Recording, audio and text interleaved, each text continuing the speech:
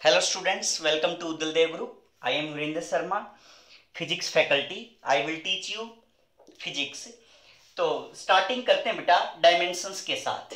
ठीक है, तो जो आज का हमारा टॉपिक रहेगा दैट इज डायमेंशन। क्लियर बच्चे? तो डायमेंशन से पहले हमें कुछ टर्म्स पढ़नी है बेटा, लाइक फिजिकल क्वांटिटी। ठीक है, तो फिजिकल क्वांटिटी क्या होती है? फिजिकल क्वांटिटी, ठीक है, तो फिजिकल क्वांटिटी एक ऐसी क्वांटिटी होती है बेटा विच कैन बी मेजर्ड, जिसको हम क्या कर सके, मेजर कर सके, वो क्या होगी? फिजिकल क्वांटिटी होगी। जैसे हमने लंबाई है मेजर कर सकते हैं, मास है मेजर कर सकते हैं। ठीक है, ऐसा इमोशंस हैं हम नहीं मेजर कर सकते। ठीक है, ऐसे हम नहीं बोल सकते कि भाई वो 2 किलोग्राम रोया, ठीक है, उसे 40 किलोग्राम खुशी हुई। इस टाइप से हम इमोशंस हैं, जो ये वाली प्रोसेस है, हम इनको मेजर नहीं कर सकते, तो इनको हम फिजिकल क्वांटिटी के अंदर नहीं इंक्लूड करते होते बेटा। ठीक है, तो फिजिकल क्वांटिटी कौन सी क्वांटिटी होती है? The quantity that can be measured. ठीक है, जिनको हम क्या कर सकें बेटा, माप सकें, मेजर कर सकें, उनको हम क्या बोलेंगे? फिजिकल क्वांटिटीज बोलेंगे। अब जो ये फिजिकल क्वांटिटीज है that are of two types, दो टाइप की क्या है बेटा, ये फिजिकल क्वांटिटी होती है हमारे पास। जैसे एक फंडामेंटल क्वांटिटीज बोल दिया मैंने, एक फंडामेंटल फिजिकल क्वांटिटीज, और एक क्या होगा, डिराइव्ड फिजिकल क्वांटिटीज। ठीक है, दो टाइप की होती है बेटा, एक फंडामेंटल और एक डिराइव्ड फिजिकल क्वांटिटी। तो वो क्वांटिटी जिनको मेजर करने के लिए किसी दूसरी क्वांटिटी की जरूरत ना पड़े, अपने आप में ही फंडामेंटल है, वो अपने आप से ही मेजर की जा सकती हैं, किसी दूसरे की हेल्प से हम उनको मेजर नहीं कर पाएंगे। तो that quantities are known as fundamental physical quantities. ठीक है, अब ड्राइव्ड फिजिकल क्वांटिटी कौन सी होती है बेटा? ड्राइव्ड जो क्वांटिटीज होती हैं वो कौन सी होती हैं? That can be measured with the help of these fundamental as well as derived quantities। ठीक है, जिनको मापने के लिए हमें फंडामेंटल क्वांटिटीज की हेल्प पड़े या किसी दूसरी क्वांटिटी की हेल्प पड़े, उसके लिए हम किस वर्ड का यूज करेंगे? डिराइव्ड क्वांटिटीज का यूज करेंगे। ठीक बेटा, आपने एसआई सिस्टम सुना होगा। ठीक है, तो एसआई सिस्टम ने हमारे लिए 7 फंडामेंटल यूनिट्स दे रखी हैं। 7 फंडामेंटल जो क्वांटिटीज हैं that are length, mass, time, electric current, temperature, luminous intensity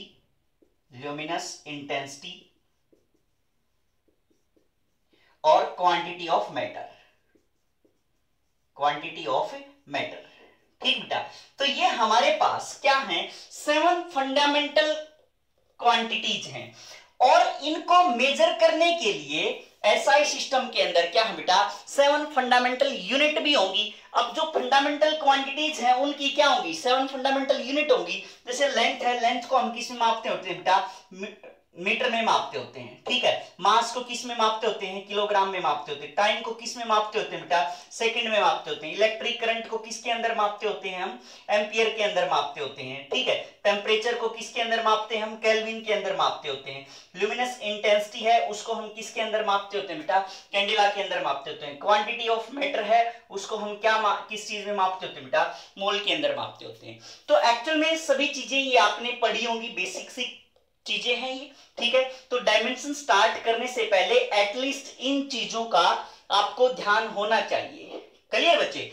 तो लेंथ है, लंबाई है, मास है, ठीक है, टाइम है, इलेक्ट्रिक करंट पता है आपको, टेम्परेचर है, ये भी पता होगा, ल्यूमिनस इंटेंसिटी होती है, चमक होती है जो, ठीक है, इसकी जो मेजरिंग यूनिट होती है वो क्या होती है बेटा? कैंडेला होती है। क्वांटिटी ऑफ मैटर, इसको हम किस में मापते होते हैं बेटा? मोल के अंदर। जैसे एक डजन होता है ना, एक डजन में कितनी क्वांटिटीज होती हैं, ऐसे ही 1 मोल के अंदर कितनी क्वांटिटीज हम काउंट करेंगे। जैसे डजन के अंदर 12 है, तो मोल भी क्या है? जस्ट एक नंबर है, 6.022 into 10⁻23।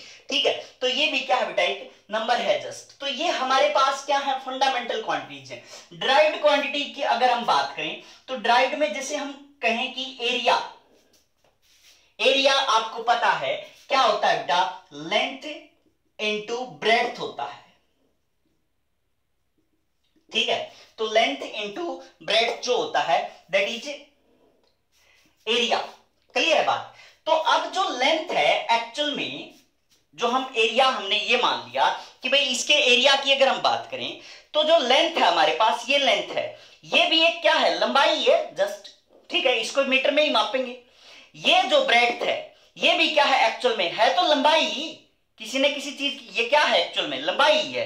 तो ये भी लंबाई है बेटा, ये भी क्या है, लंबाई है। तो इसको भी हमने मीटर में मापा है और इसको भी हमने किस में मापा है, मीटर में मापा है। तो जो फंडामेंटल क्वांटिटीज जो हमने हेल्प ली एरिया के लिए, तो वो क्या है, लेंथ है।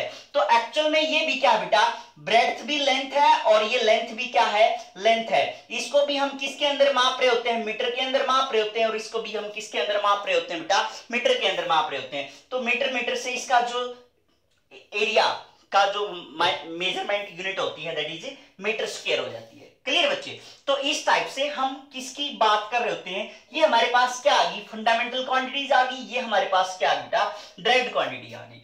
अब हम बात करें जैसे वॉल्यूम की, वॉल्यूम क्या होगा बेटा, length into breadth into height, ठीक है।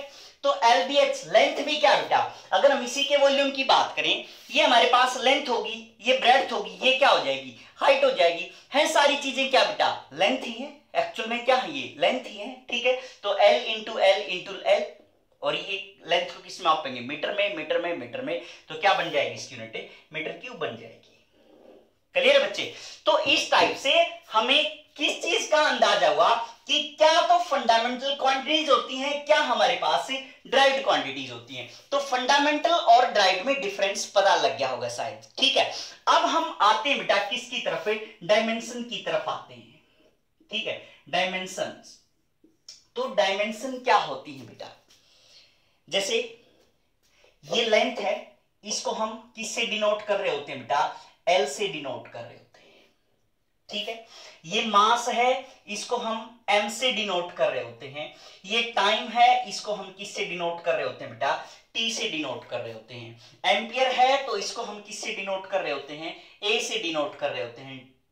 तो इस टाइप से हम इनको जब हम मेजर करेंगे तो इनके क्या बना रखे हैं बेटा, हमने सिंबल बना रखे हैं। तो सिंपल सी बात है, हम शुरुआत में MLT का यूज करके इनकी वो करेंगे। जैसे हम स्टार्टिंग में फर्स्ट 3 का यूज करके क्या बनाएंगे बेटा, डायमेंशन बनाएंगे और उनके डायमेंशन फॉर्मूले बनाएंगे।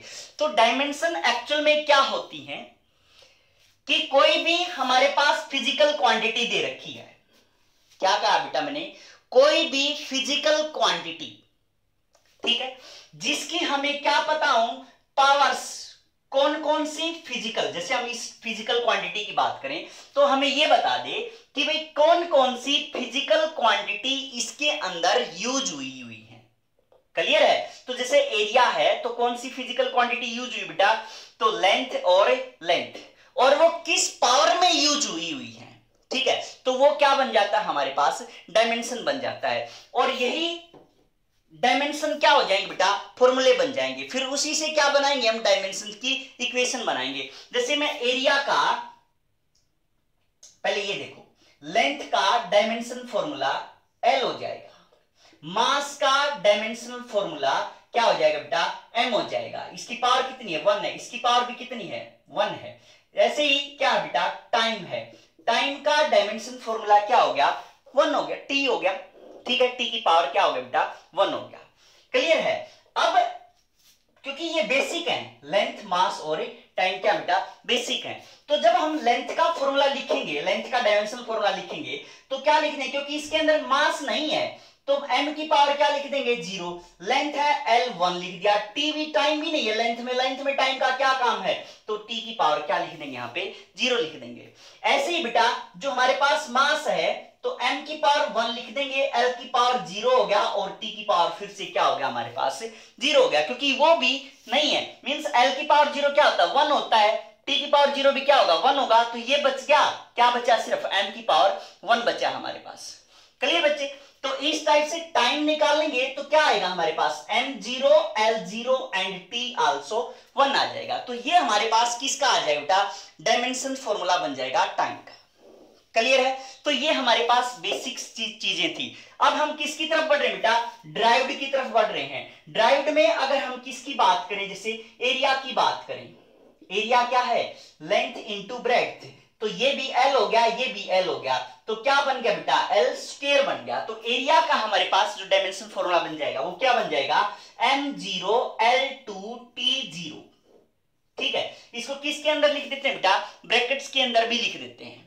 ठीक है, अगर हम इसकी इक्वेशन बनाना चाह रहे हैं तो एरिया को बराबर में लिख दो, एरिया इज इक्वल टू, क्योंकि इक्वेशन है तो इक्वेशन के दोनों साइड क्या होगा बेटा? इक्विटी का साइन आएगा, इक्वलिटी का साइन आएगा। तो यहां एरिया इज इक्वल टू क्या मान लिया हमने? m0 l2 t0 आ गया हमारे पास। क्लियर बच्चे? ऐसे ही अगर आप वॉल्यूम का निकालना चाहो, वॉल्यूम क्या आ जाएगा? Length into breadth into height. तो एल इंटू एल, क्योंकि लेंथ के नाम का भी एल लिख दिया, ब्रेड्थ के नाम का भी एल लिख दिया, हाइट के नाम का भी एल लिख दिया, तो क्या आ गया बेटा हमारे पास? एल क्यूब आ गया। तो ये क्या बन गया हमारे पास? m0 l3 t0। ठीक है, ये क्या बन गया? इसका डायमेंशन फॉर्मूला बन गया। ठीक है, तो स्टेप वाइज स्टेप हम आगे बढ़ते जा रहे बेटा, स्टेप वाइज स्टेप। जैसे वॉल्यूम का अब निकाल लिया हमने, अब हम डेंसिटी की तरफ आ रहे हैं। ठीक है, तो बेसिक 9th पास होना, सभी सारे 9th पास हो तो डेंसिटी का फॉर्मूला पता होगा आपको। डेंसिटी क्या होता है बेटा? मास पर यूनिट वॉल्यूम। ठीक है ना, मतलब 1 मीटर क्यूब, जैसे 1 मीटर लेंथ होगी, 1 मीटर ब्रेड्थ होगी, 1 मीटर हाइट होगी, उसके अंदर कितना मास भरा गया है वो उसकी क्या होती है बेटा? डेंसिटी होती है। तो फिजिकली इंटरप्रेट किया करो टर्म्स को, तो 1 यूनिटी वॉल्यूम के अंदर जितना मास है वो क्या है हमारे पास? डेंसिटी है। तो अब हमारे पास मास को हम किससे डिनोट करेंगे बेटा? m से डिनोट कर देंगे, और डिवाइड बाई वॉल्यूम है, वॉल्यूम का हमने निकाल रखा है, नहीं पता है तो क्या लिख देंगे? Length into breadth into height. कोई बात नहीं, नेक्स्ट स्टेप में लिख लेंगे m डिवाइड बाई में l इंटू l। तो हमारे पास क्या आ गया बेटा? m1 l-3। ठीक है, t का कुछ है नहीं तो t की पावर क्या लिख देंगे? 0 लिख देंगे, इस ब्रैकेट के अंदर लिख दिया हमने। ठीक है, तो डेंसिटी का क्या आ गया बेटा हमारे पास? Mass per unit volume, mass divide by में वॉल्यूम, l की पावर -3 इंटू में t 0 आ जाएगा। क्लियर बच्चे? अच्छा, अब देखो इसी के हेल्प से हम इनकी यूनिट भी लिख सकते हैं। मास को किस में लिखते हैं? किलोग्राम में, मास की यूनिट किलोग्राम होती है। लेंथ की क्या होती है बेटा? मीटर क्यूब होती है। मीटर है तो मीटर की पावर क्या आ जाएगी? यहाँ पे -3 आ जाए, तो किलोग्राम पर मीटर क्यूब क्या बन जाएगी? इसकी यूनिट बन जाएगी। क्लियर बच्चे? ठीक है, ऐसे ही हम आगे बढ़ रहे हैं, और जैसे आपको पता है कि काइनेटिक एनर्जी भी होती है। ठीक है, काइनेटिक एनर्जी से पहले हम वेलोसिटी पढ़ रहे हैं, वेलोसिटी क्योंकि इसके अंदर काइनेटिक एनर्जी के अंदर हम यूज करेंगे। तो वेलोसिटी का हमारे पास डायमेंशन फॉर्मूला क्या आ जाएगा? वेलोसिटी एक्चुअल में क्या होती है बेटा? डिस्प्लेसमेंट डिवाइड बाय में time, rate of change of displacement with respect to time. तो डिस्प्लेसमेंट एक्चुअल में क्या होती है?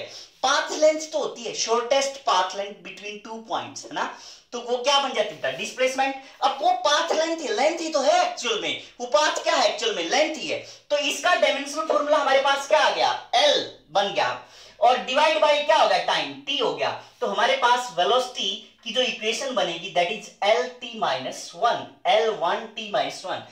m0 है तो वो लगा देते हैं इसमें। ठीक है, तो m0 l1 t-1 हो जाएगा। मींस सीधा भी बोल सकते हैं क्या हो गया इसके पास? lt-1 हो गया। नॉर्मली बोल देते हैं बेटा, लेकिन जो फॉर्मेट है प्रॉपर वो ब्रैकेट्स के अंदर इस टाइप से लिखा जाएगा। क्लियर है? अच्छा, अब आप अपने आप वीडियो को पॉज करके अपने आप बनाओगे एक्सेलरेशन का फॉर्मूला। एक्सेलरेशन क्या होता है बेटा? Rate of change of velocity with respect to time जो होगा दैट इज एक्सेलरेशन है। तो वेलोसिटी का पता है, नहीं भी पता फॉर्मूला अगर नहीं पता चला है कि भाई l-1 होता है, तो अगेन इसको लिख लिया करो कि वेलोसिटी क्या होता है? डिस्प्लेसमेंट डिवाइड बाय में टाइम होता है। एक टाइम ये वाला पहले का, ये तो ये एक टाइम ये लिख दिया, तो डिस्प्लेसमेंट इज इक्वल टू क्या आ गया बेटा? l, डिस्प्लेसमेंट को किसमें मापेंगे? l, और टाइम का क्या आ जाएगा? स्क्वायर, तो lt-2 हो जाएगा। ये हमारे पास किसका फॉर्मूला आ जाएगा बेटा? lt-t का फॉर्मूला आ जाएगा। ठीक बच्चे, तो जितने एफर्ट्स आप डालोगे उतनी ज्यादा साइंस आपको आए बेटा। तो बी कंटिन्यू इन प्रैक्टिस, ठीक है, प्रैक्टिस करते रहो। जितने भी फॉर्मूले बताऊंगा अपने आप जितने भी फॉर्मूले बताऊंगा आप पहले पॉज करो, ठीक है, एक्सेलरेशन लिख दिया, आप वीडियो को पॉज करो, उसके बाद क्या करो आप खुद बना के देखो, ठीक है। नेक्स्ट जो बता रहा हूं मैं, that is kinetic energy. Kinetic energy क्या होती है बेटा? काइनेटिक एनर्जी पता है आपको क्या होती है? हाफ एम वी स्क्वायर होती है। क्लियर बच्चे? तो हाफ क्या है? कांस्टेंट है ये एक, ठीक है।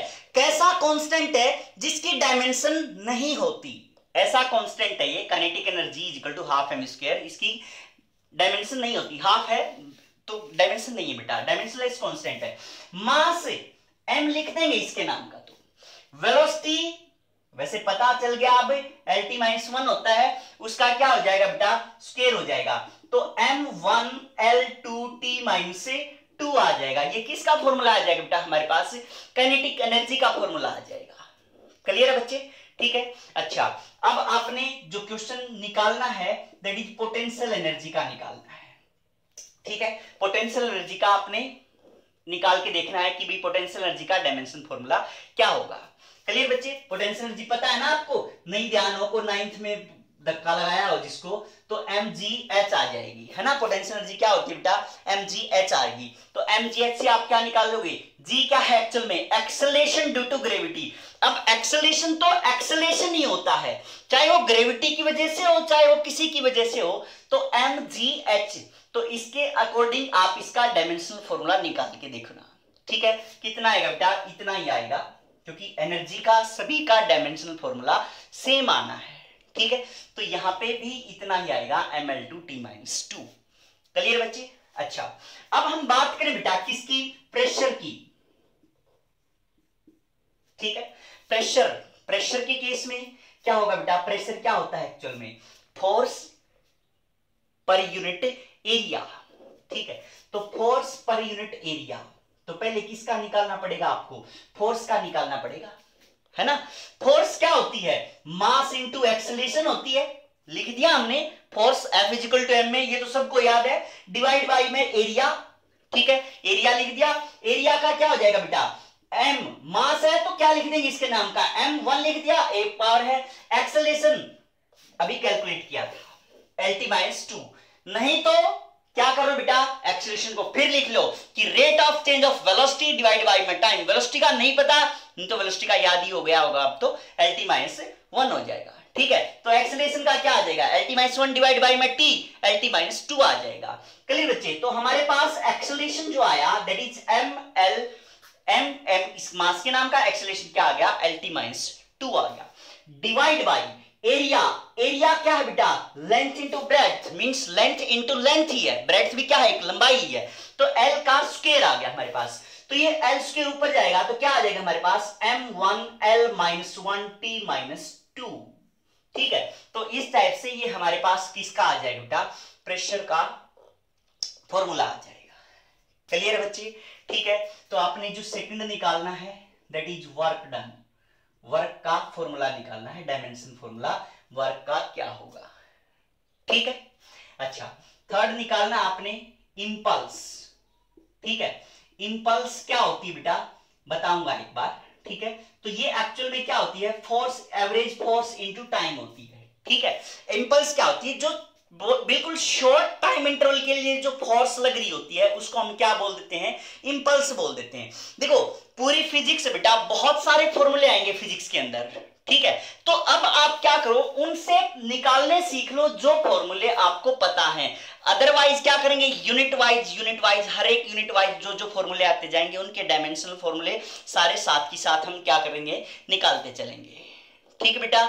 अच्छा, नेक्स्ट है फ्रीक्वेंसी। फ्रीक्वेंसी पता है आपको, ठीक है। फ्रीक्वेंसी का आपने क्या निकालना है? डायमेंशनल फॉर्मूला निकालना है किसका बेटा?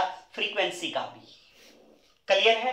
ठीक है। नेक्स्ट है F is equal to g m1 m2 divide by में r स्क्वायर। फॉर्मूला पढ़ा था न्यूटन्स लॉ ऑफ ग्रेविटेशन का, है ना। तो ग्रेविटेशन का जो फॉर्मूला पढ़ा था उसके अंदर आपने इस g की वैल्यू फाइंड आउट करनी बेटा, इस जी की वैल्यू आपने फाइंड आउट करनी है, ठीक है। और फाइंड आउट करके कमेंट बॉक्स में जरूर बताएं, ठीक है। तो ये सारे के सारे सोल्व करो बेटा, और उसके बाद नेक्स्ट क्लास में मिलते हैं फिर अगेन। तो ये सारी चीजें क्लियर होनी चाहिए माइंड के अंदर। थैंक यू बच्चे।